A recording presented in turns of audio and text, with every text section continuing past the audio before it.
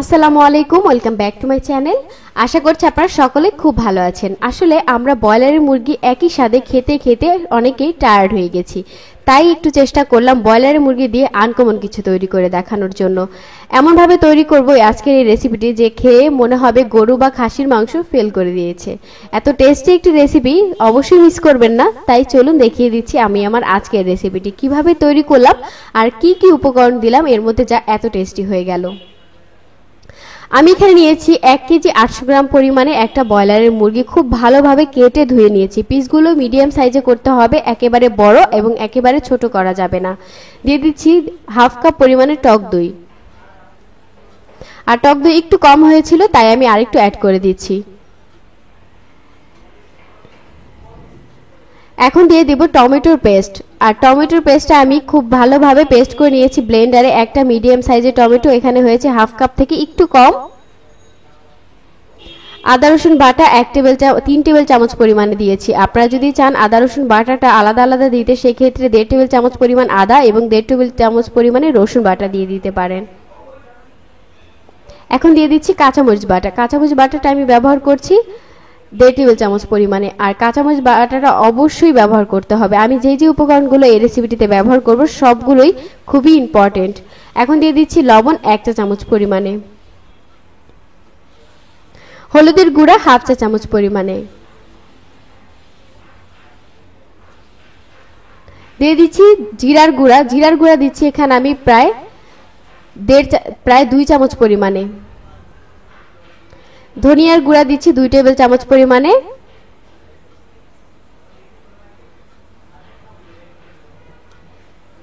ধনিয়ার গুঁড়াটা দিলে এটার ঘনত্বটা খুব সুন্দর হয়। আর দিয়ে দিচ্ছি হাফ চা চামচ পরিমাণে লাল মরিচের গুঁড়া। আমি এখানে কাঁচামরিচ বাটা দিয়েছি, সেক্ষেত্রে লাল মরিচটা কম দিব। এখানে আমি একটা মশলার পেস্ট তৈরি করে নিয়েছি। এখানে নিয়েছি গরম মশলা পাউডার, যে গরম মশলাগুলো পাওয়া যায় সেগুলো থেকে নিয়েছি হাফ চা চামচ পরিমাণে। আর নিয়েছি 4-5টি কালো গোলমরিচের গুঁড়া, জয়ত্রী একটার 2 ভাগের আর অর্ধেক। আর নিয়েছি জয়ফল নিয়েছি 4 ভাগের 1 ভাগ। আমি এই উপকরণগুলো দিয়েছি। আর দিয়েছি কাবাব চিনি দিয়েছি টোটাল 5টি। সবগুলো একসাথে ব্লেন্ডারে ব্লেন্ড করে নিয়েছি। আপনারা দেখেই বুঝতে পারছেন আমি এখানে কতটুকু নিয়েছি। আমি এখান থেকে দিয়ে দিব 1 চা চামচ পরিমাণে। দিয়ে দিচ্ছি 1 চা চামচ পরিমাণে।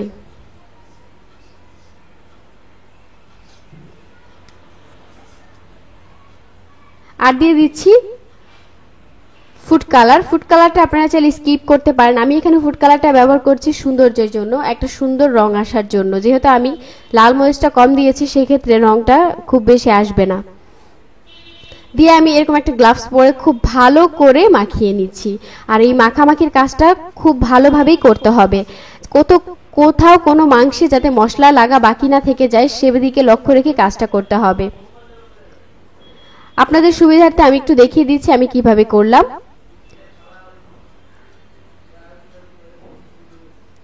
এভাবে করে আমি মাখিয়ে নিয়েছি। মাখানো হয়ে গেছে। এখন আমি এভাবে রেখে দেবো আধা ঘন্টার জন্য। আধা ঘন্টাতে ম্যারিনেশন করে রেখে দিলে খুব ভালোভাবে মশলাগুলো মাংসের গায়ে গায়ে লেগে যাবে এবং খেতেও ভালো লাগবে। তার জন্য আমি আধা ঘন্টা এভাবে করে রেখে দেবো ম্যারিনেশন করে। আধা ঘন্টা পরে আমি চুলাতে দিয়েছি এখানে আমি প্রায় 1/4 কাপ পরিমাণে তেলের পরিমাণটা অবশ্যই একটু বেশি দিচ্ছি, যেহেতু আমি মাংস কোনো অ্যাড করিনি তেল। এখানে আমি দিয়ে দিচ্ছি পেঁয়াজ কুচি। আমি এখানে হাফ কাপ পরিমাণে পেঁয়াজ কুচি নিয়েছি। পেঁয়াজ কুচিটা একেবারে বেরেস্তার মতো করে ভাজতে হবে। খুব ভালোভাবে ভাজতে হবে, যতক্ষণ পর্যন্ত বেরেস্তার মতো না হয়ে যায় ততক্ষণ পর্যন্ত ভাজতে হবে। আর এই পেঁয়াজ ভাজার ফ্লেভারটাও কিন্তু খুব বেশি ইম্পর্টেন্ট। যখন আপনাদের এরকম পেঁয়াজটা ব্রাউন কালার হয়ে যাবে, তখন কিন্তু এই চিকেনের টেস্টটাই অনেকটা বেড়ে যাবে।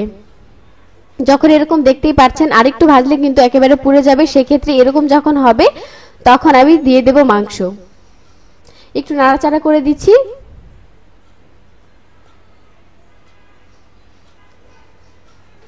এখন আমি ম্যারিনেশন করে রাখা মাংসটা এরকম ব্রাউন কালার হয়ে আসার পরে দিয়ে দিচ্ছি।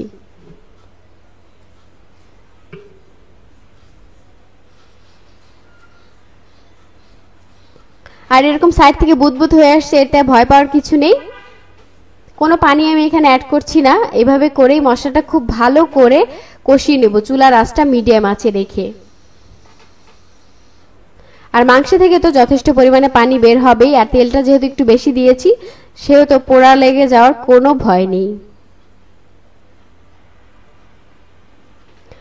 একটু নাড়াচাড়া করে তেল এবং পেঁয়াজ বেরেস্তার সাথে মিশিয়ে দিচ্ছি।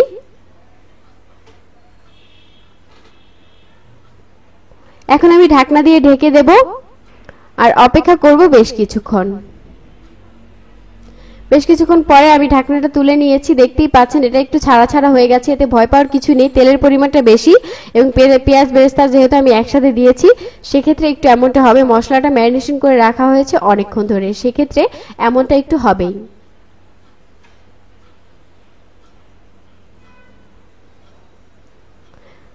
এখন একটু নাড়াচাড়া করে দিলাম খুব ভালো করে।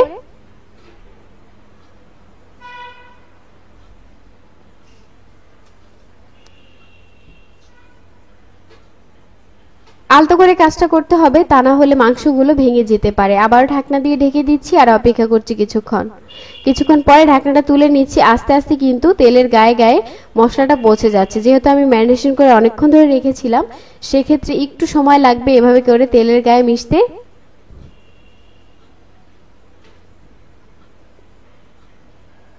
আমি কিন্তু এই মাংসটা রান্না করতে কোনো রকম কোনো পানি অ্যাড করিনি, আপনারা যদি চান তাহলে সামান্য পরিমাণে পানি অ্যাড করে নিতে পারেন, কারণ এই মশলাটা এত ভালোভাবে কষাতে হবে, এই কষানোর মধ্যেই রান্নাটা অনেকটা হয়ে যাবে। একটু নাড়াচাড়া করে দিলাম, এখন আমি আবার ঢাকনা দিয়ে ঢেকে দিচ্ছি।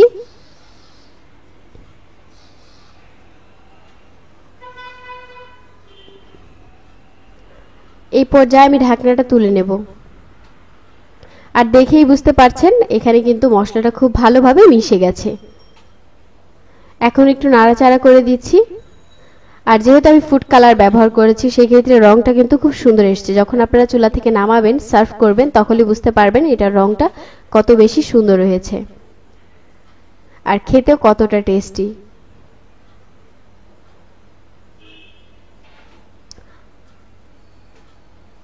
তলা যাতে লেগে না যায় সেজন্য আমি এরকম করে একটা হাতা দিয়ে তলাটা খুব ভালোভাবে পরিষ্কার করে দিয়েছি। চুলা থেকে নামিয়ে নিলাম। ঝোলটা যদি আরেকটু শুকাতে চান সেক্ষেত্রে আপনারা শুকিয়ে নিতে পারেন, আমি একটু ঝোলটা রেখেছি। তো ভিউয়ার্স, আমার মনে হয় আজকের রেসিপিটি আপনাদের কাছে খুবই ভালো লেগেছে। আর ভালো লাগলে যা করতে হবে অবশ্যই আমার চ্যানেলটিতে লাইক কমেন্ট শেয়ার করতে হবে।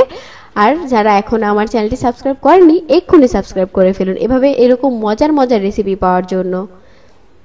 আমি সবসময় চেষ্টা করি আপনাদেরকে নতুন কিছু দেখানোর জন্য। আর আজকের এই রেসিপিটি যদি বাসায় তৈরি করে খান তাহলে অবশ্যই গরুর মাংস বা খাসি দিয়ে ভাত খাওয়ার যে টেস্টটা সেটা অবশ্যই নতুন করে ফিরে পাবেন ব্রয়লারের মুরগি দিয়ে খেয়ে। আজকে এই পর্যন্ত, নেক্সটে আবারও আসবো নতুন কোনো ভিডিও নিয়ে। আল্লাহ হাফেজ।